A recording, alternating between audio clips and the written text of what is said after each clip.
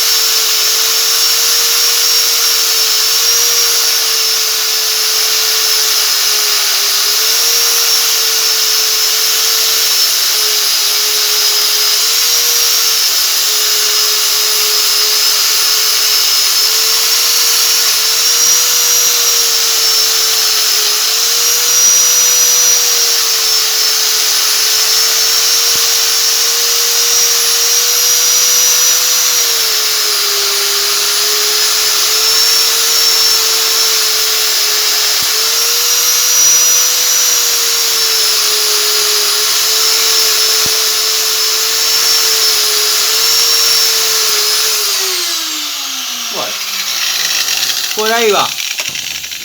Por ahí va. Observen cómo cambió la llave. Obviamente podría ser una pasadita más fina, con más tiempo, sí, pero no los quiero entretener, no los quiero hacer perder tiempo. Sepan que esto es un camino de no retorno. Cuando uno hace una, quiere hacer otra y otra y otra y otra. Y así se puede pasar todo el día. Les voy a mostrar algunas que ya cepillé, que las tengo... ¿Dónde están? Acá están. Bueno. Esta es una Tramontina Brasil, desde el año 95 que está conmigo. Comprada en Carrefour, como ya todos conocen esa historia. Pero, si la recuerdan de videos anteriores, de separando las llaves en milímetros de las de pulgadas, el estado en que estaba y bueno, cómo más o menos fue quedando. Obviamente hay para seguir trabajándola, pero bueno, lo que yo quería era lograr que vuelvan a verse las medidas, su nombre, nada, que brille parejo en lo posible. Y para una cepillada en primera instancia está bien. Llavecita Inafor de 8-9. Un modelo posterior al inicial, al que era un poquito más bruto. Bueno, esta también estaba en un estado que, si bien no estaba picada ni nada, pero estaba oxidada y por ahí no estaba linda. Esta sí la deben recordar, es una 1816 de esta marca. No sé muy bien, la encontré en un auto, en un Fiat 600 que compré una vez, allá a lo lejos. La verdad que la llavecita es bastante funcional. La única contra que quizás es un poco corta para las medidas que maneja, pero bueno, en muchos casos son importantes las llaves cortas como las llaves largas. Eso ya lo dije en el canal varias veces. Así que bueno, la verdad que desde que la tengo viene dando resultado en varias áreas. Bueno, llave Dowidat, en este caso en pulgadas, 3/4, 5/8. La verdad, esta sí estaba fea. Si bien no sé si la van a lograr distinguir, pero hay diferencias sustanciales. La verdad que estuvo entretenida la terapia.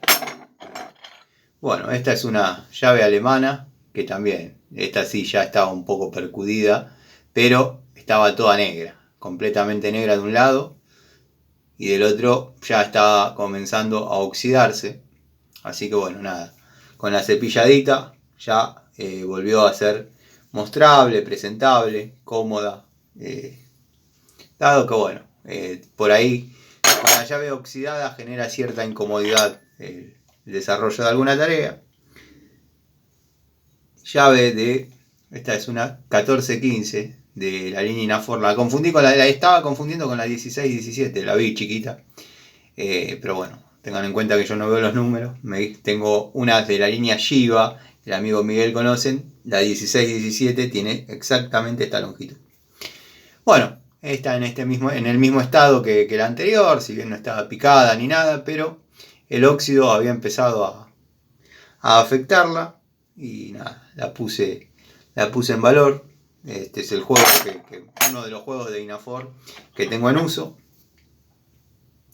Esta sí es la 16-17 de esa misma marca, Inafor, del mismo juego que tengo desarrollando tareas, trabajando cotidianamente.